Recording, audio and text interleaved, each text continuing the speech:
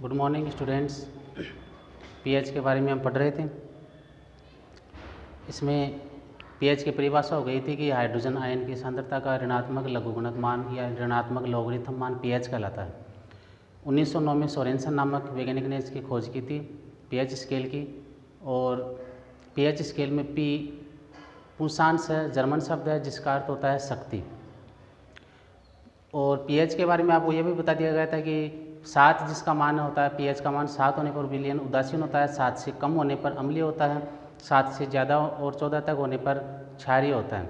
इसके बाद में आज हम पढ़ेंगे दैनिक जीवन में पीएच के महत्व के बारे में। दैनिक जीवन में पीएच का क्या महत्व है?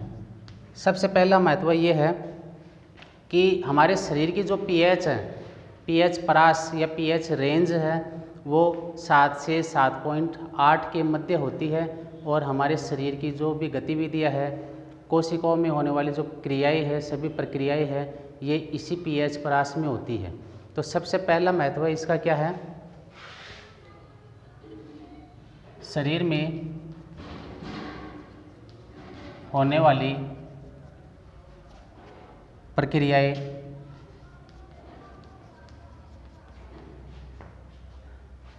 सात से 7.8 पीएच परास के मध्य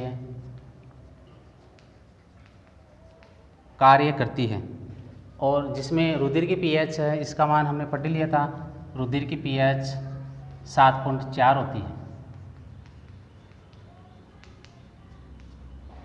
तो पहला तो महत्व ये है कि हमारे शरीर की जो भी गतिविधियां है, जो भी क्रियाएं होती है शरीर में, वो सभी प्रक्रियाएं 7 से 7.8 पीएच परास के मध्य कार्य करती है। दूसरा उपयोग है इसका अपच की स्थिति में। अपच की स्थिति में खाना जब पचता नहीं है सही तरह से, अपच की स्थिति, तो ऐसी स्थिति में क्या होता है, हमारा जो आमाशय है, जिससे जो HCl है, जठरस या HCl है, ये अधिक मात्रा में स्रावित होने लगता है। अधिक मात्रा में HCl स्रावित होने से क्या होता है, आमाशय से HCl हाइड्रोक्लोरिक अम्ल या जठरस आमाशयी रस बोल दो चाहे,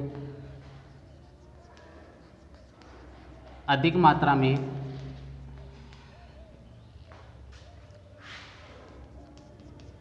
स्रावित होने से इससे क्या होता है, पेट में दर्द, जलन, खट्टे डकारे,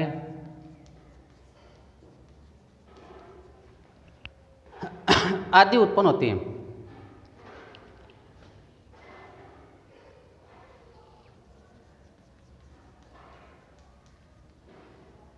आदि उत्पन्न होते हैं।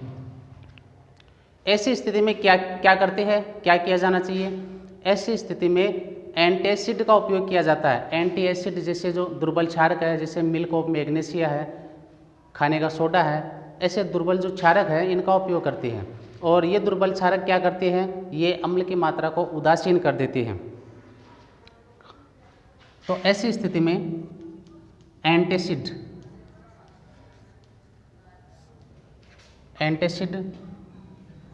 के रूप में मिल्क ऑफ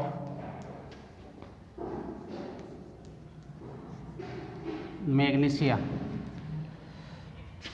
जैसे दुर्बल क्षारकों का उपयोग किया जाता है। तो ये हो गया दूसरा पॉइंट।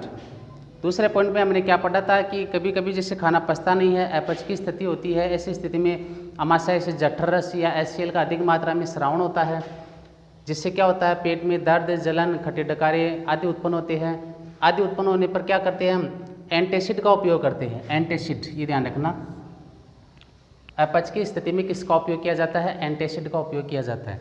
तो अपच की स्थिति में एंटासिड का उपयोग करते हैं और एंटासिड के रूप में मिल्क ऑफ मैग्नीशिया है वो काम में लेते हैं, या खाने का सोडा है ये काम में लेती है। इसके बाद में है तीसरा पॉइंट दंत क्षय के बारे में। दंत क्षय, दांतों के ऊपर जो इनेमल होती है, दांतों के ऊपर जो परत इनेमल, उसका क्षय होना। क्षय का मतलब है कि ये परत है ये बीच बीच में से हट जाती है, जिससे क्या होता है खाना है वो ठीक तरह से नहीं खाया जाता है। तो ये कब होता है? दांतों की सफाई न करने पर ऐसा होता है कि दांतों की सफाई न करने पर मुंह में उपस्थित जो बैक्टीरिया है, या अधिक मीठा पदार्थ वगैरह खाते हैं तो, या खट्टे पदार्थ है वो खा लिए जाने पर, तो दांतों की सफाई न करने पर मुंह में उपस्थित बैक्टीरिया क्या करते हैं, ये अम्ल स्रावित करते हैं। खाद्य पदार्थों का अपघटन करके अम्ल स्रावित करते हैं, जिससे मुंह की पीएच का मान 5.5 से कम हो जाता है। मुंह की पीएच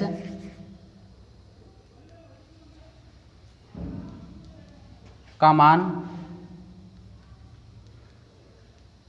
5.5 से कम हो जाता है। कब हो जाता है? दांतों की सफाई न करने पर मुंह में उपस्थित बैक्टीरिया खाद्य पदार्थों का, या जो दांतों के बीच में फंसे हुए जो खाद्य पदार्थ हैं उनका निम्नीकरण या अपघटन करते हैं और अम्ल उत्पन्न करते हैं, जिससे मुंह की पीएच का मान 5.5 से कम हो जाता है। और मुंह की पीएच का मान 5.5 से कम होने पर क्या होता है, दांतों का इनेमल संक्षारित होता है। कम होने पर दांतों का इनेमल संक्षारित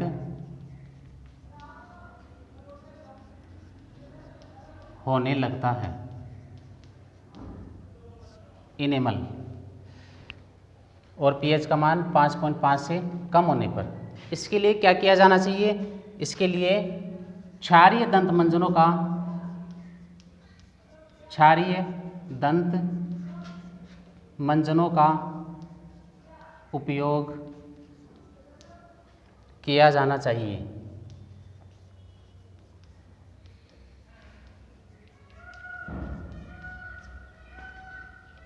ये हो गया दंत क्षय के बारे में। प्रश्न पूछ ले कि दंत क्षय क्या होता है, पीएच का मान कितना होने पर दंत क्षय होता है? तो मुंह की पीएच का मान 5.5 से कम होने पर दंत क्षय होता है। दंत क्षय क्यों होता है, किस प्रकार से होता है? दांतों की सफाई न करने पर मुंह में उपस्थित बैक्टीरिया खाद्य पदार्थों का निम्नीकरण या अपघटन करते हैं, जिससे दंत क्षय होता है। दंत क्षय होने पर क्या होता है? दंत क्षय होने पर दांतों का इनेमल संक्षारित होने लगता है। इसके उपचार के लिए क्या किया जाना चाहिए? इसके उपचार के लिए क्षारीय दंत मंजनों का उपयोग किया जाना चाहिए। ये हो गया दंत क्षय के बारे में। इसके बाद में अगला पॉइंट है, चौथा पॉइंट, कीटों का डंक।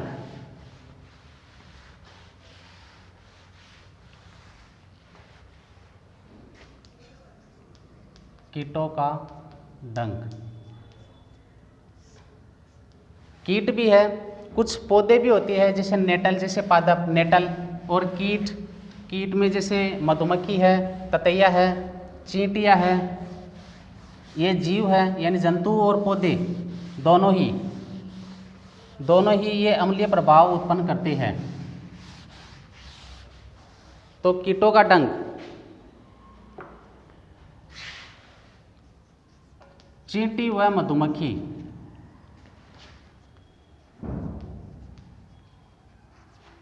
के डंक में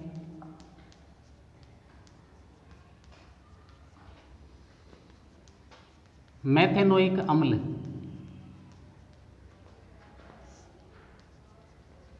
पाया जाता है।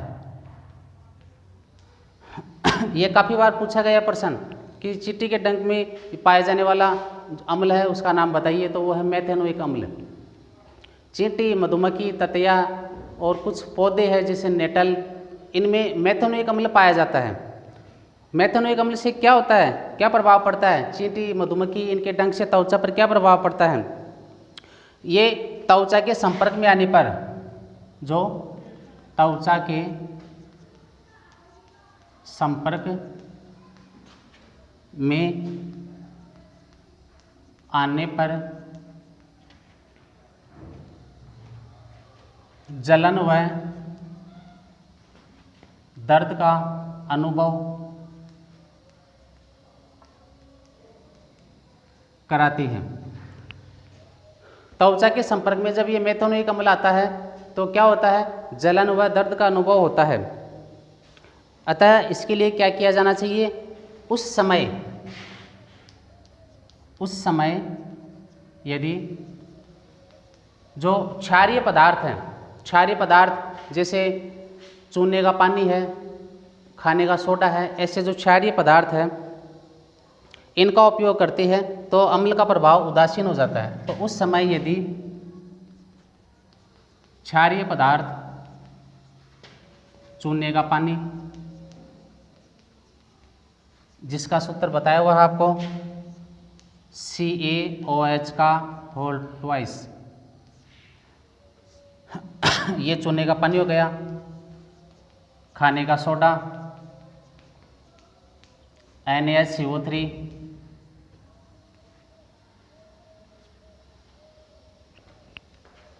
का उपयोग करने पर ये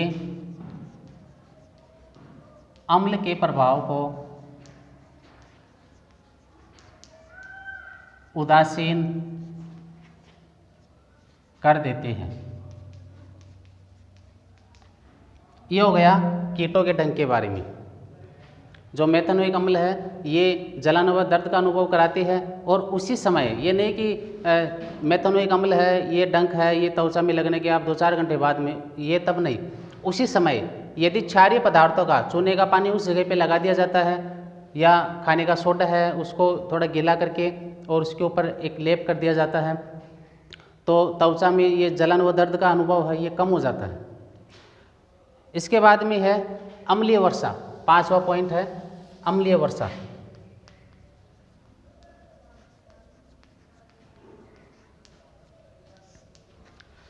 अम्लीय वर्षा के बारे में सबसे पहले तो ये ध्यान में होना चाहिए कि अम्लीय वर्षा कैसे होती है।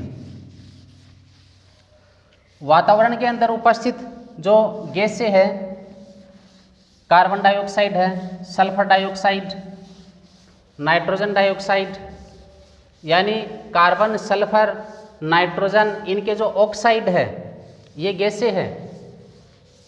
ये गैसें जल के साथ में मिलकर के और अम्ल उत्पन्न करती है और ये अम्ल जब बरसात के पानी के साथ में बूंदों के रूप में धरातल पर गिरता है तो उसे हम अम्लीय वर्षा कहते हैं। और उस समय बरसात के जल की pH का मान 5.6 से कम हो जाता है, तब उसे अम्लीय वर्षा कहते हैं।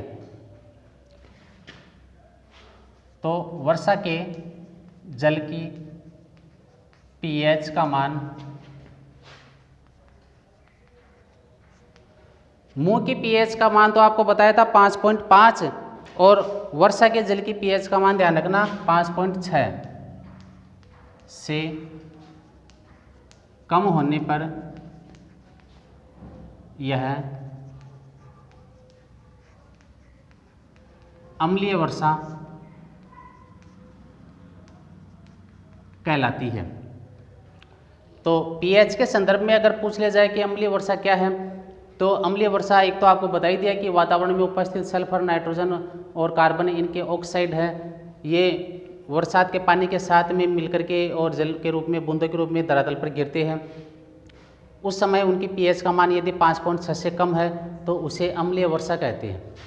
अम्लीय वर्षा से होता है क्या है, इससे इमारतें हैं, फसलें हैं, लोहे से बनी चीज़ें हैं, लोहे के पुल वगैरह है, ऐतिहासिक धरोहर है या ऐतिहासिक इमारतें हैं, जलीय प्राणी है, इन पर अम्लीय वर्षा का प्रभाव पड़ता है।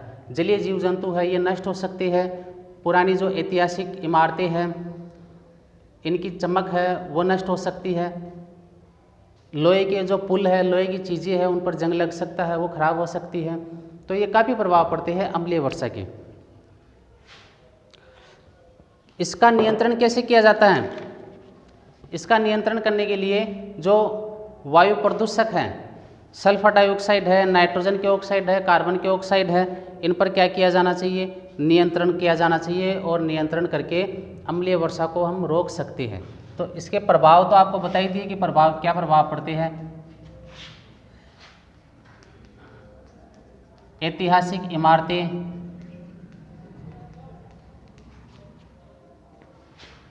पुल, फसलें, जलीय जीव जंतु,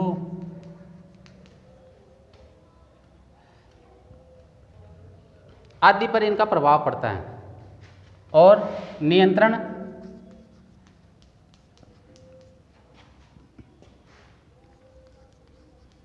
सल्फर डाइऑक्साइड, नाइट्रोजन डाइऑक्साइड या नाइट्रोजन के ऑक्साइड व कार्बन डाइऑक्साइड जैसे वायु प्रदूषकों पर नियंत्रण रखकर अम्लीय वर्षा को नियंत्रित किया जा सकता है। इसके बाद में है मृदा की पीएच।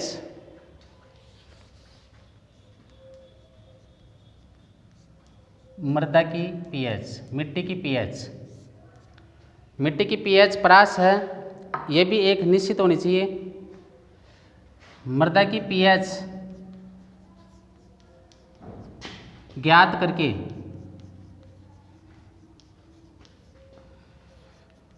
बोई जाने वाली फसलों का चयन किया जाता है। मिट्टी की पीएच ज्ञात करके जो फसलें बोई जाती हैं उनका चयन किया जाता है। और यदि मिट्टी अम्लीय है, अम्लीय भूमि होने पर क्या किया जाना चाहिए? अम्लीयता अधिक होने पर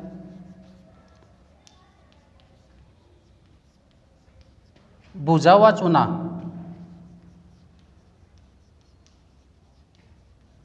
भुजा हुआ चूना यानी चूने का पानी CaOH का होल ट्वाइस, भुजा हुआ चूना, या बिना भुजा हुआ चूना जिसका सूत्र है CaO, कैल्शियम ऑक्साइड का उपयोग किया जाता है। तो अम्लीयता, मिट्टी की अम्लीयता, मृदा की अम्लीयता अधिक होने पर क्या किया जाना चाहिए? ये जो क्षारीय पदार्थ है, भुजा हुआ चूना CaOH का होल ट्वाइस या बिना भुजा हुआ चूना कैल्शियम ऑक्साइड, इसका उपयोग किया जाना चाहिए और इसका उपयोग करके अम्लीयता को कम किया जा सकता है। अगर यदि भूमि क्षारीय हो जाती है, अधिक क्षारीय होने पर, तो अधिक क्षारीय होने पर दूसरे पदार्थ है उनका उपयोग किया जाता है, जिप्सम वगैरह है, इनका उपयोग किया जाता है। तो ये हो गए दैनिक जीवन में पीएच के महत्व। अब हम पढ़ेंगे दैनिक जीवन में कुछ उपयोगी यौगिकों के बारे में।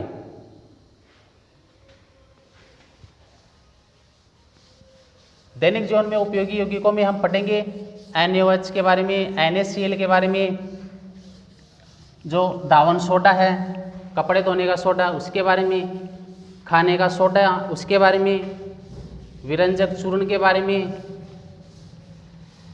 साबुन व अपमार्जक के बारे में, प्लास्टर ऑफ पेरिस, इनके बारे में हम दैनिक जीवन के अंदर जो उपयोगी यौगिक है उनके रूप में हम इनके बारे में पढ़ेंगे। तो दैनिक जीवन में उपयोगी यौगिक, दैनिक जीवन में उपयोगी यौगिक, और इसमें हम सबसे पहले पढ़ रहे हैं सोडियम क्लोराइड NaCl।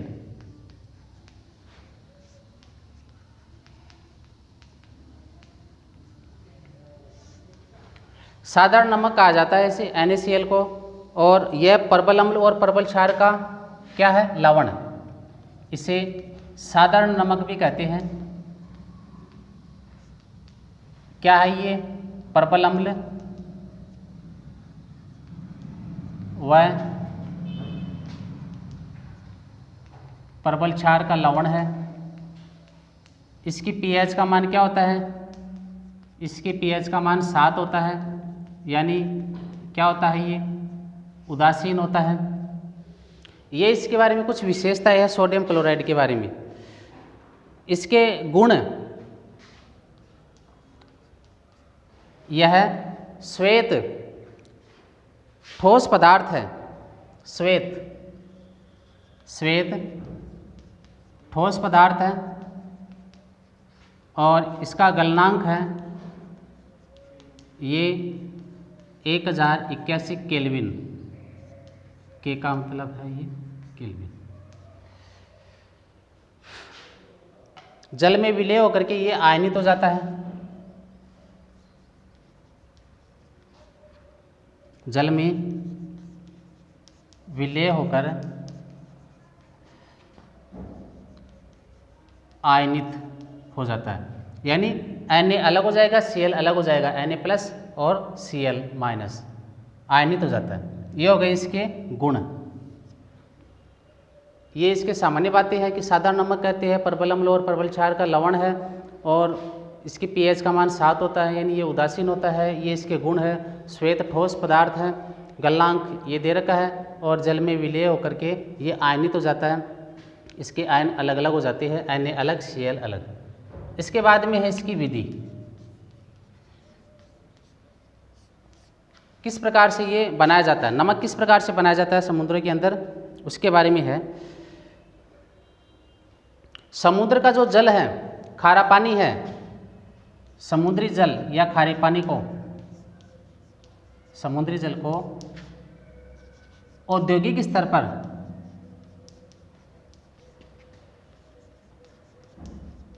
सुखाकर, औद्योगिक स्तर का मतलब है एक बड़े पैमाने पर काफ़ी मात्रा में इसको सुखा करके ये बनाया जाता है और इसमें कैल्शियम व मैग्नीशियम अशुद्धियाँ उपस्थित होती है। कैल्शियम व मैग्नीशियम जैसी अशुद्धियाँ, ये अशुद्धियाँ काफ़ी मात्रा में इसमें उपस्थित रहती है। इन अशुद्धियों को दूर करने के लिए क्या करते हैं, इसका जो विलयन है उस विलयन में ये HCl गैस प्रवाहित की जाती है। इनको दूर करने के लिए क्या करते हैं, इनके संतृप्त विलयन में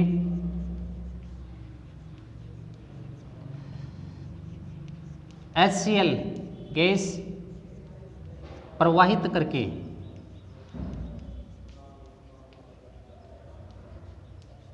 इसे प्राप्त किया जाता है।